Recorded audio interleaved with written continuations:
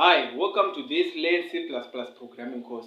This course accommodates anyone from someone who does not even know any programming. So I'm going to start with you from the very basics of C++ programming language, where you're going to learn what is C++, how to make your first C++, and where to get a program, a software which will enable you to be able to program in C++ on your computer or on your phone. So this one will accommodate anyone as long as you have internet access to access this course, and also a mobile phone or a computer. You'll be able to follow along, and a pen and paper so that you can script down the algorithms or the stuff which I'm going to teach you. Yes, it's going to get a bit complicated as time goes on, but yes, we shouldn't worry because I'm going to guide you from the very basics until you understand programming like I do. Stick around, watch every course